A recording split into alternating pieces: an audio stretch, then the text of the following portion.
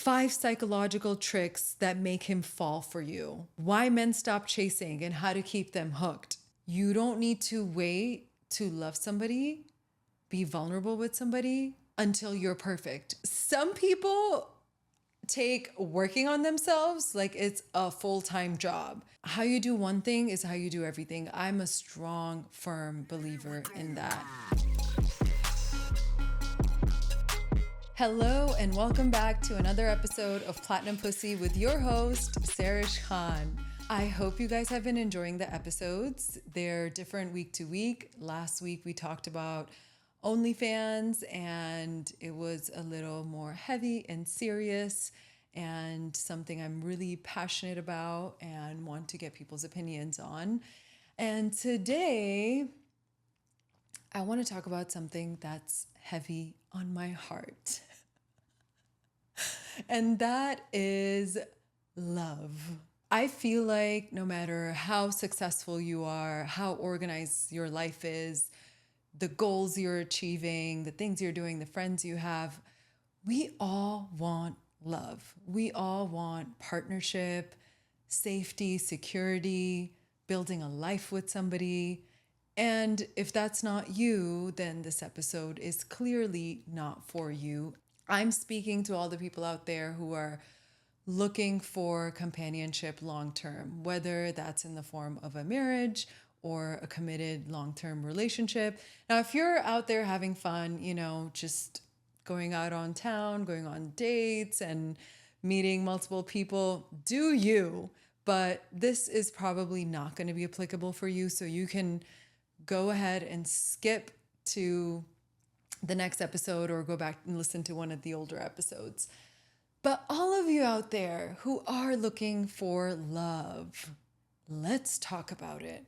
Now, I grew up in a home where we watched tons of Bollywood movies. And if you've never seen a Bollywood movie, generally it is this damsel in distress, this beautiful girl who's, just enjoying life and trying to figure things out, and then somehow gets caught up in a situation that's really difficult.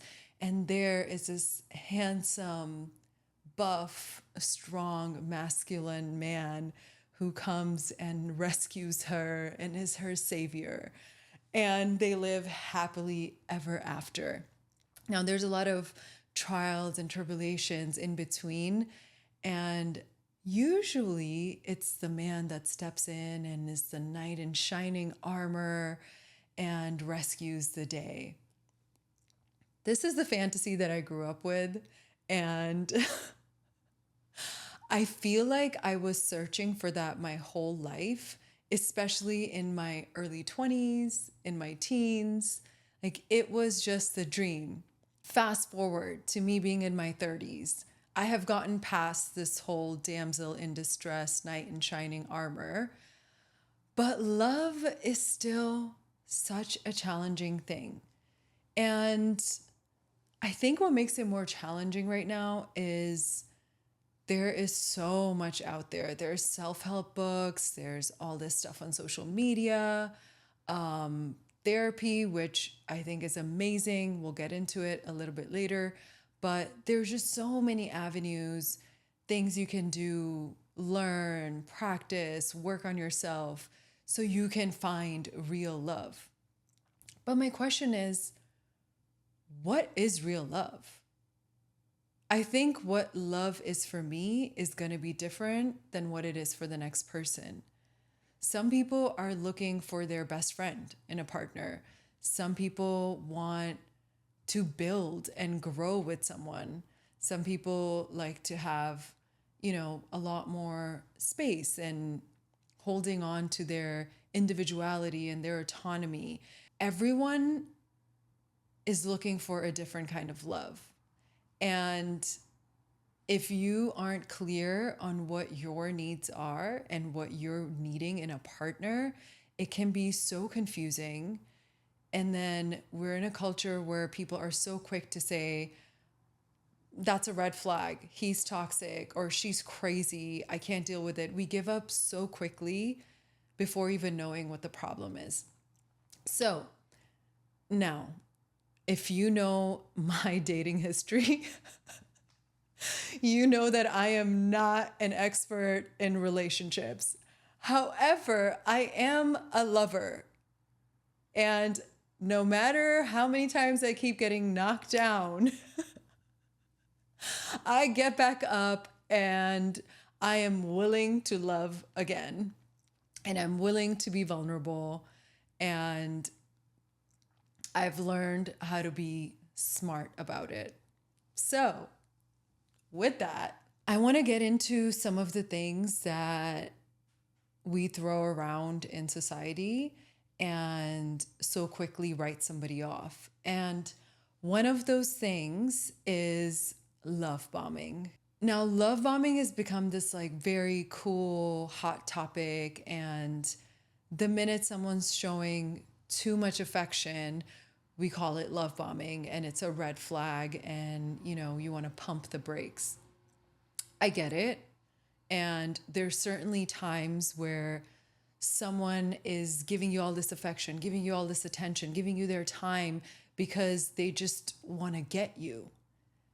And that's unhealthy, especially if there's going to be a massive dip in how they treat you a few weeks in or a few months in. But I don't want us to get the intensity of someone's love confused with their intention. And the reason I am bringing this up is I am such a deep lover.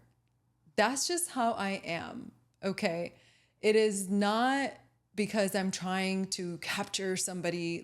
No, it's not. But I'm just someone who leads with honesty, who wants to show up fully as my 100%. And for me, that is committing my time and my energy and putting in my effort in a relationship.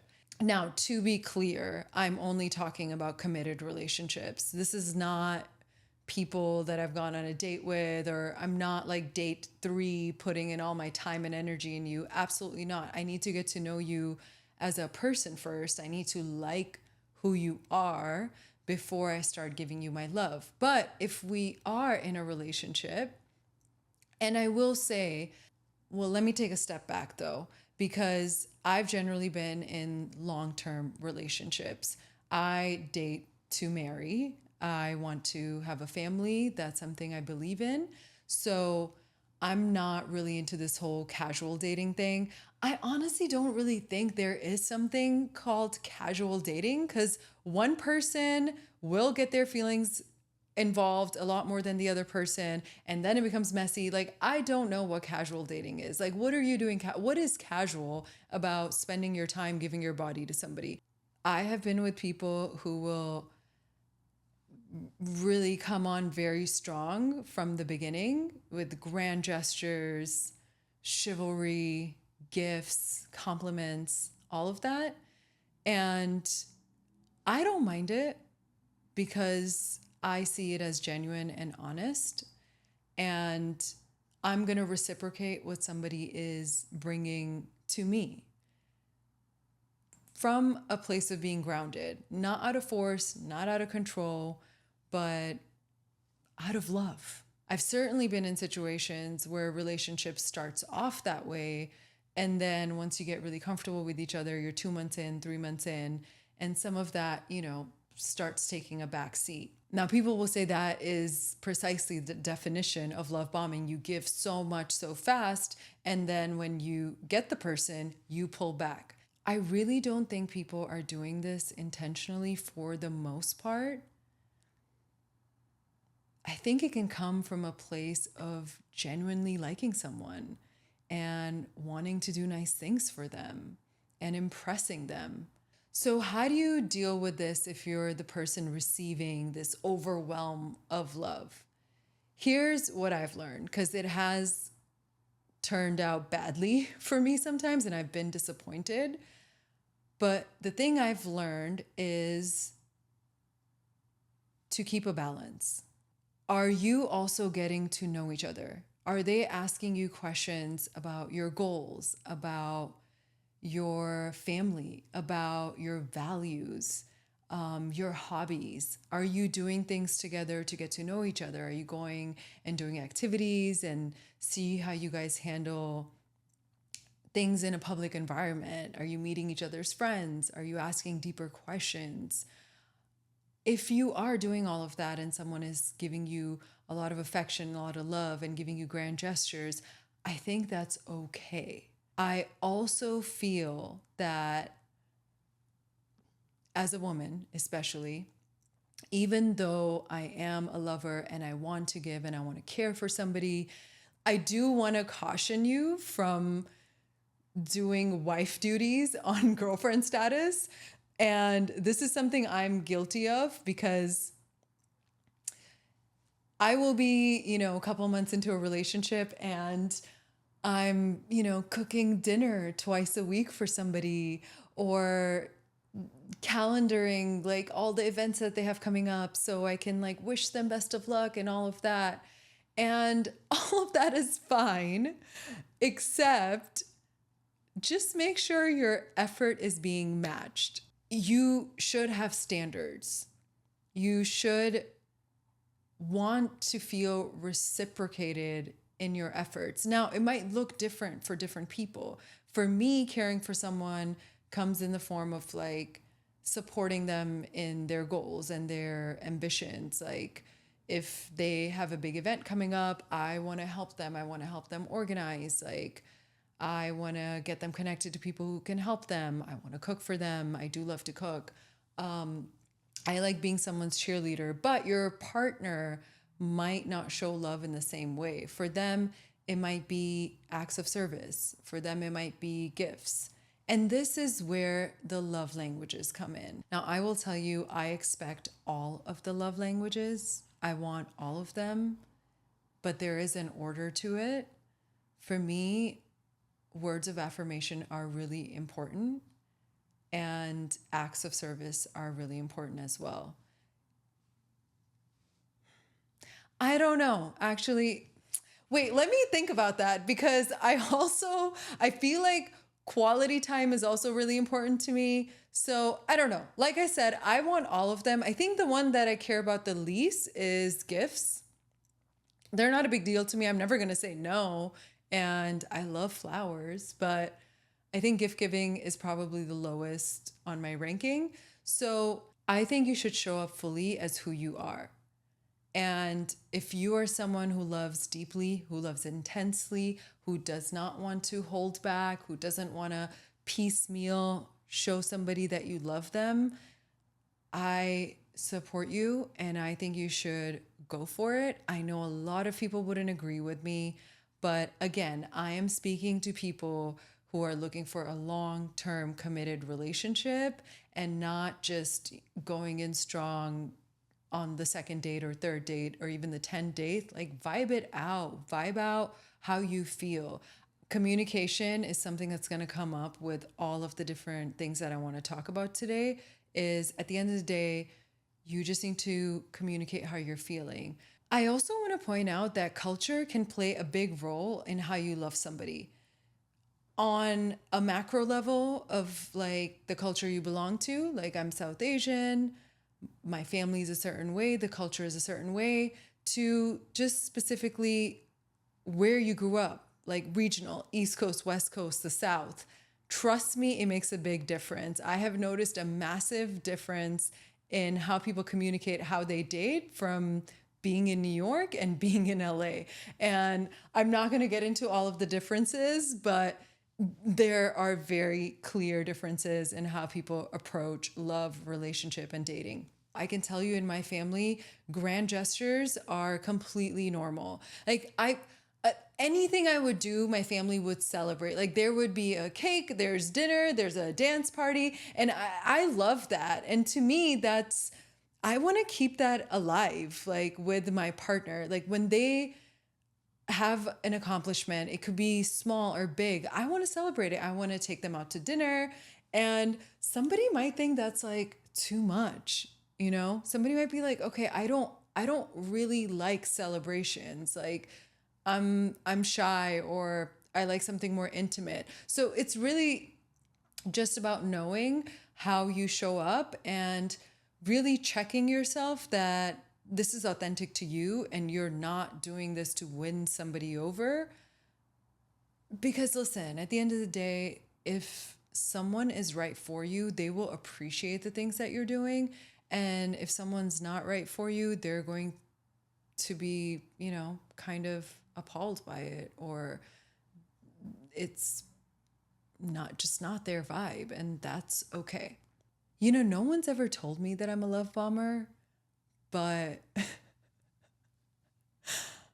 reading some of the things about it made me question myself.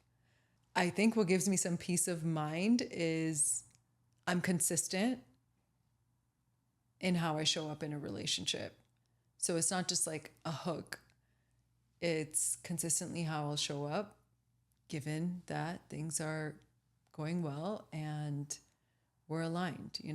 So another area of this whole love thing that has been challenging for me, a lot of my friends, people I know, is, are you and your partner in alignment?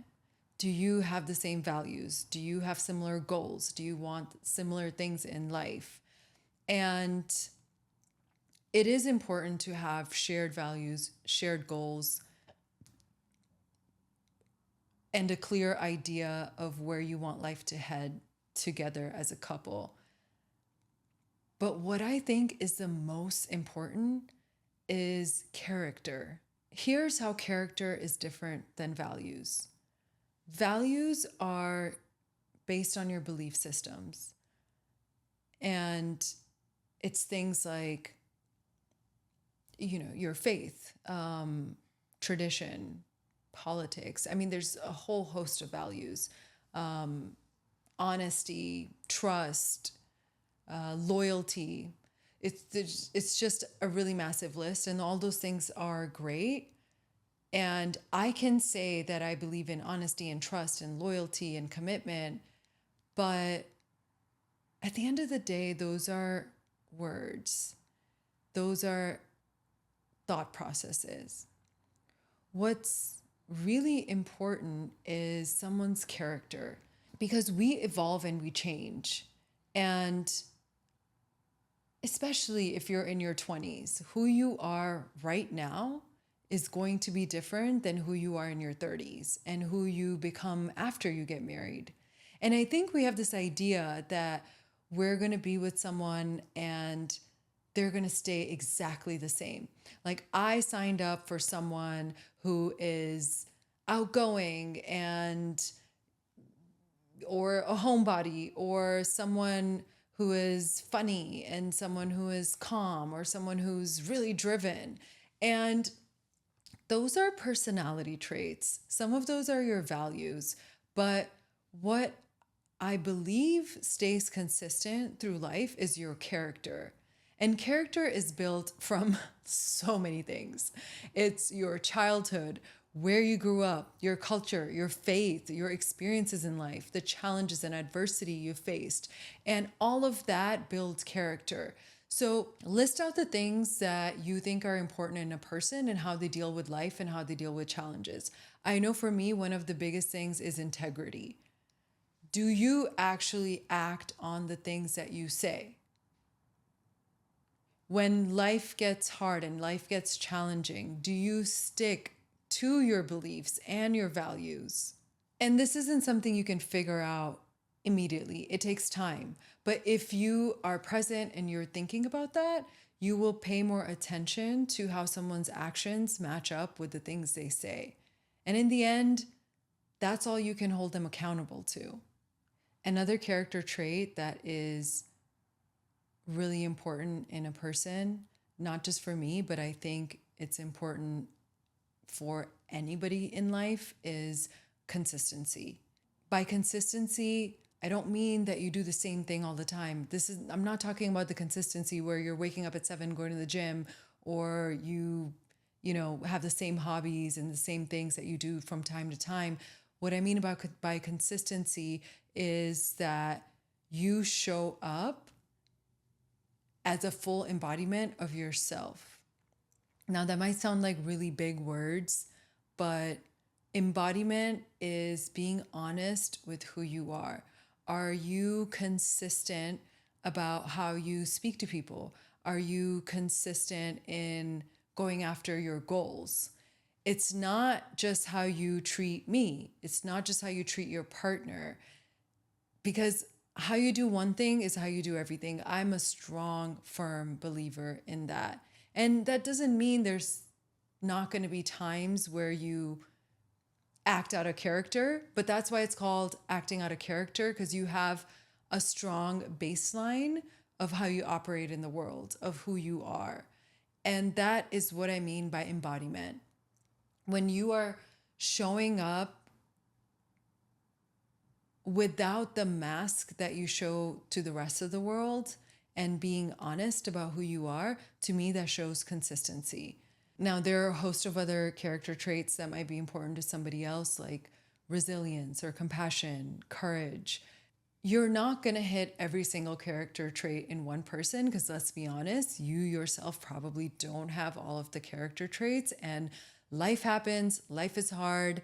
You can't meet everyone's expectations all the time, and you just need to pick the 2 things or the 3 things that you really need in a partner that are going to make you feel safe, and talk to them about the things that make you anxious. And don't impose your standards on somebody, but communicate what you need from a person. Because listen, somebody just might not have the capacity to give that to you. That doesn't mean they're a bad person or they don't love you. It's just not who they are.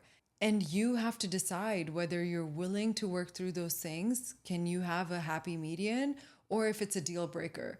Character is so important to feeling calm and safe. And it shouldn't be bypassed by just like alignment and goals and values and hobbies, because those things can change. Those things can evolve over time. And if you were just so stuck on somebody because of who they are right now and the things they do in their life, I don't know if it has a lot of longevity. But speaking of change, okay, one thing that really irritates me is this whole idea of, oh my God, some people are going to hate me for this, but that's okay.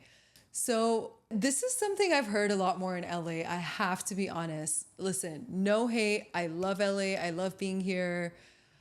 But this whole idea of, I'm working on myself. Great. Okay.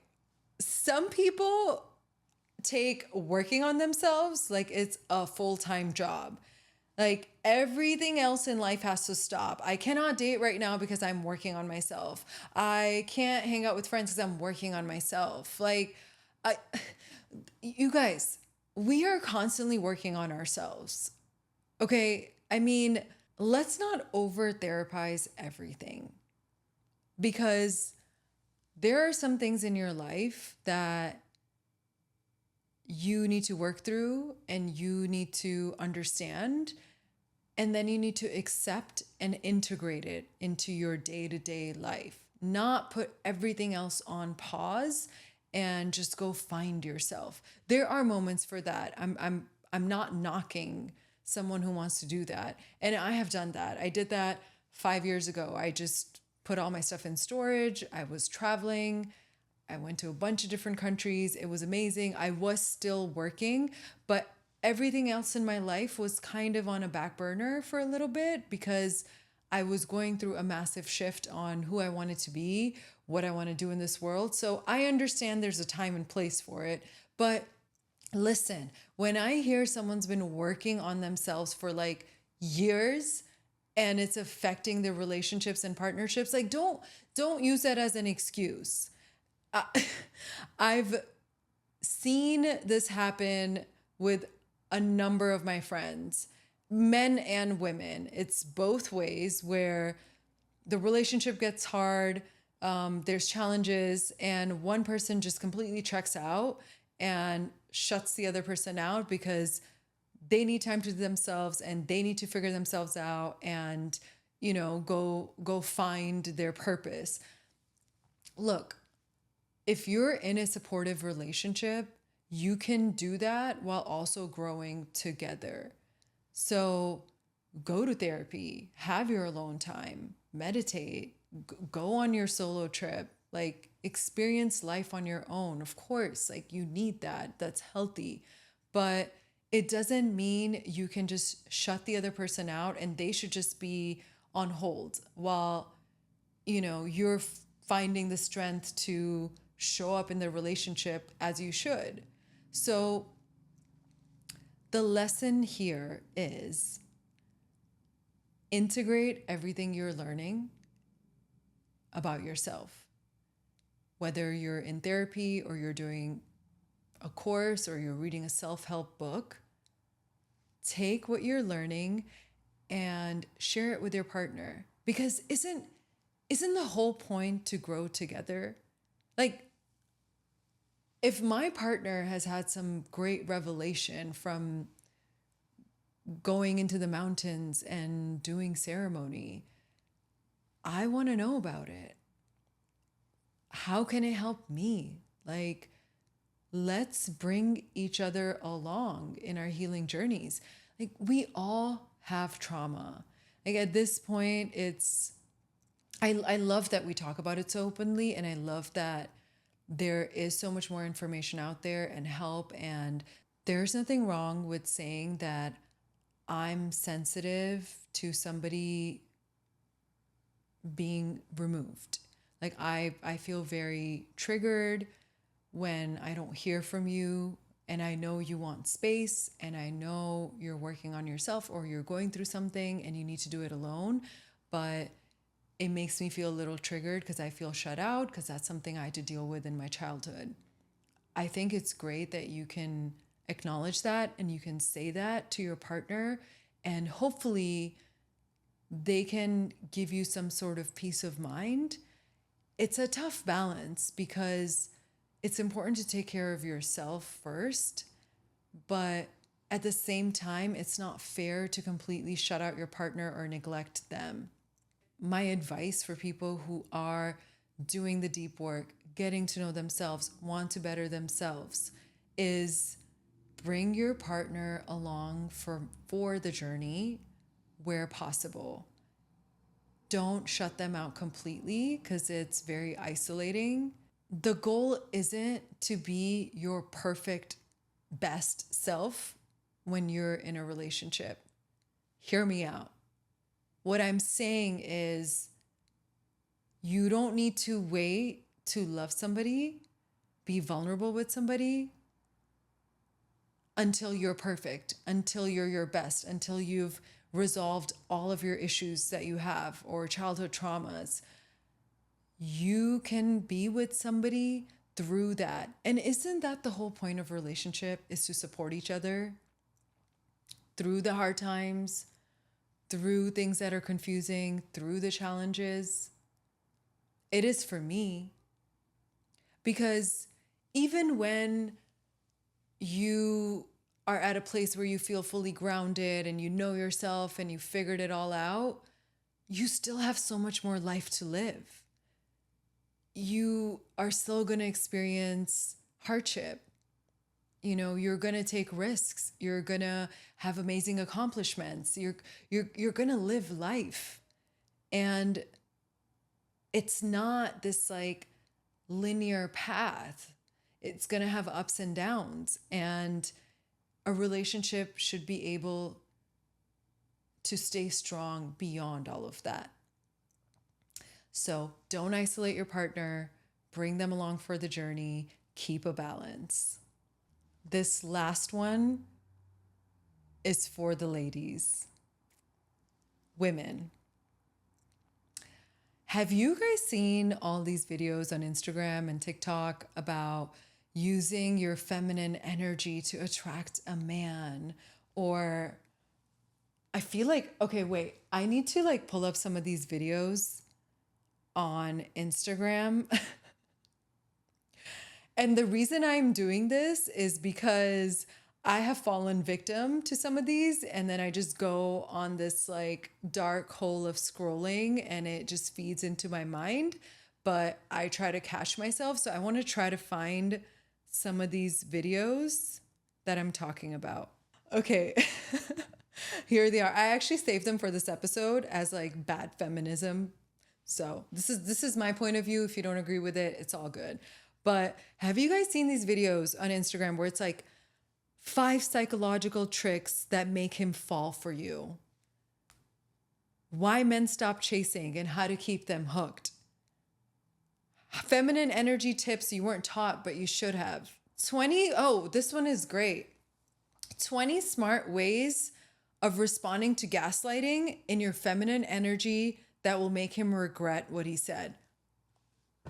You could, like, what is this? I mean, women are literally building businesses. They're buying property. They're investing in startups. They're building wealth. And you are out here asking ChatGPT about feminine ways to attract a man and keep him hooked. Like, are you okay? Seriously, I know some of you are going to hate me for this, but are you okay?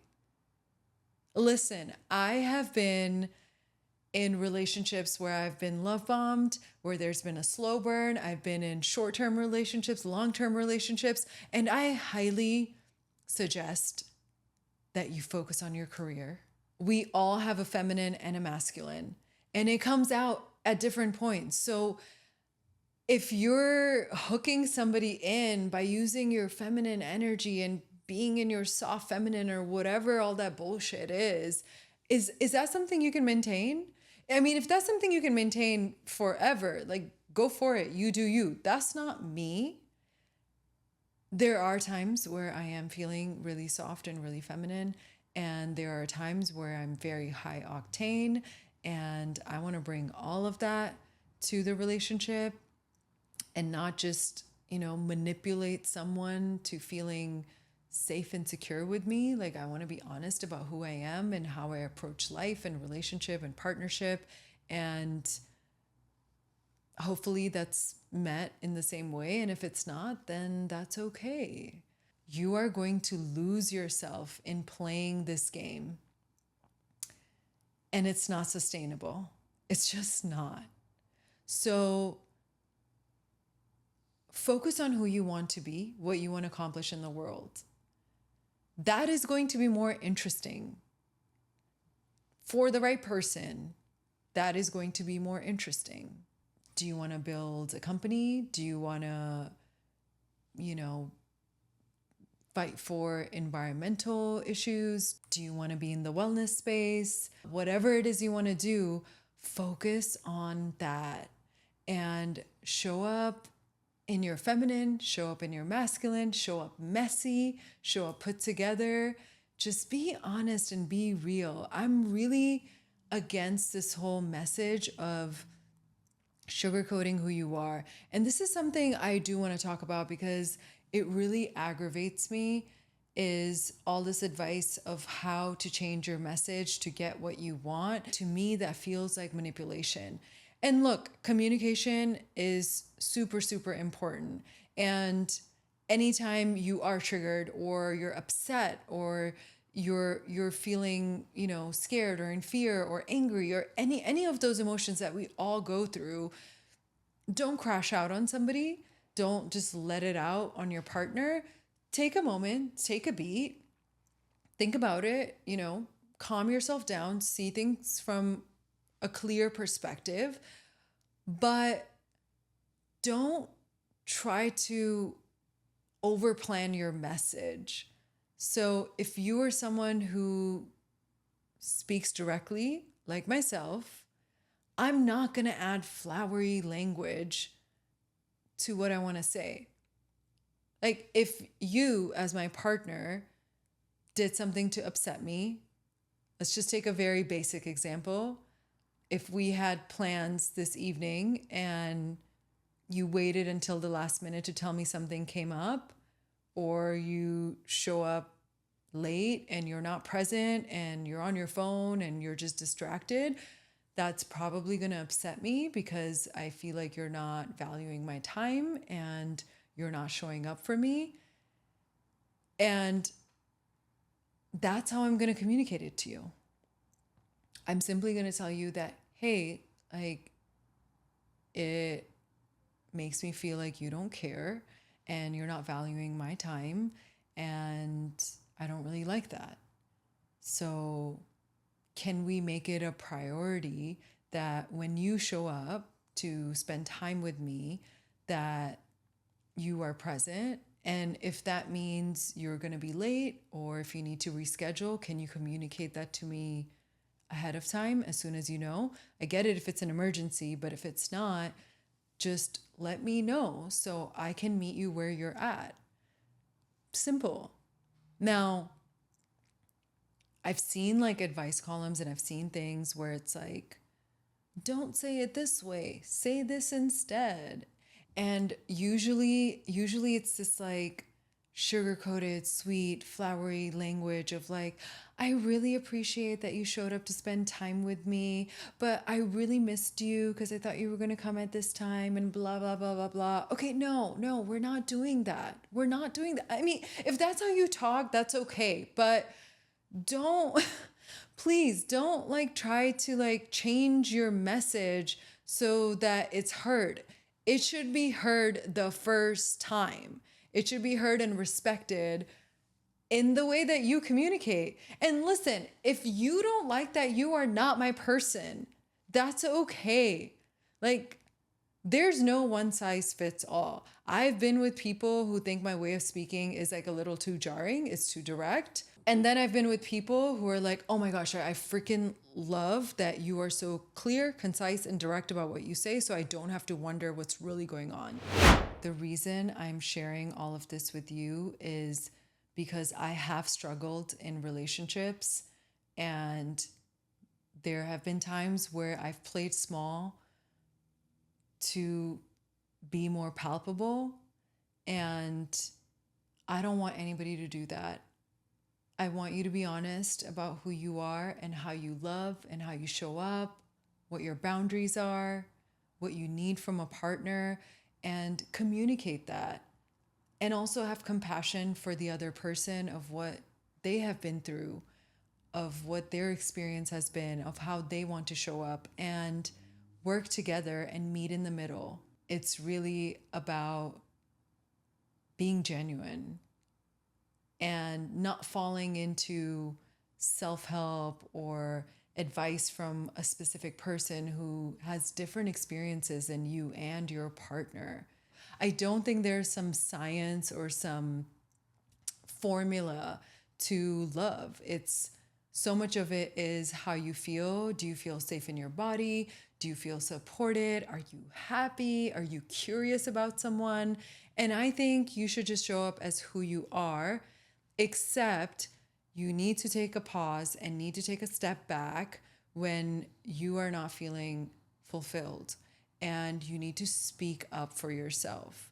I hope you enjoyed this episode, and I would love to hear your feedback, whether you disagree or agree with the things I'm saying. And if you have some advice for me, please send it my way. I'll be back here next week where we're going to talk about goal setting and ambition as we enter into the last quarter of 2025. Until then, stay platinum and lots of love.